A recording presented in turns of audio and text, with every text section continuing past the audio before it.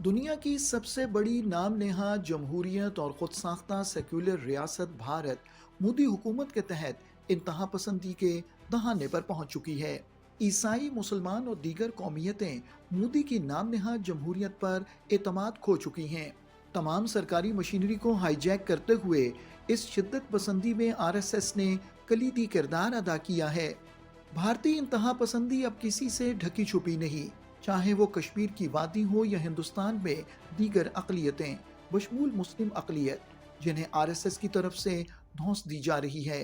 भारतीय रियासतों उड़ीसा, मध्य प्रदेश, उत्तर प्रदेश, गुजरात और हिमाचल प्रदेश में मजहबी बुनियादों पर अकलियतों के बुनियादी हुकूक का न सिर्फ इस्तेहसाल किया जा रहा है, बल्कि मुख्तलिफ मौक़े पर इंसानियत सोच तशद्दुद के जरिए इंसानी हुकूक के ज़ाब्तों की धज्जियाँ उड़ाई जा रही हैं। मजहबी आज़ादी के मौजू पर पेश की गई अक़वाम मुत्तहिदा की खुसूसी रिपोर्ट में भी वाशगाफ अल्फाज में बयान किया गया है कि भारत में अक़लियतों के लिए ज़मीन तंग है और मजहबी अक़लियतों पर तशद्दुद रवा रखा जा रहा है। मोदी की नाम नेहाद जमहूरियत ने भारत की सेकुलर शनाख्त, मजहबी रवादारी, मुआशी और समाजी अक़दार को शदीद ख़तरात लाहक कर दिए हैं। मारूफ मुस्लिम मकामात के नाम तक तब्दील किए गए हैं। भारत का ये जहरीला चेहरा दुनिया के सामने कई बार बेनकाब हो चुका है। एमनेस्टी इंटरनेशनल की रिपोर्टें भारत में इंसानी हुकूक की बदतरीन सूरत हाल को उजागर करती हैं। रिपोर्ट्स में कहा गया है कि अक़लियतों के खिलाफ मसालिम, मावराए अदालत कत्ल, सहाफ़ियों को तशद्दुद और हिरासा करना भारत में आम होता जा रहा है। भारत में इजहार राय की आज़ादी कम हो रही है। भारत में अक़लियती हुकूक के कौमी अक़लियती कमीशन का कहना है कि भारत में अक़लियतों के खिलाफ हतक आमेज़ और इश्तिआल अंगेज़ बयानात दिए जा रहे हैं और उन पर हमले किए जा रहे हैं। जबरी तब्दीली मज़हब आम हो रही है। मुल्क में दर्जनों से ज़ायद अलहदगी पसंद तहरीकें हैं।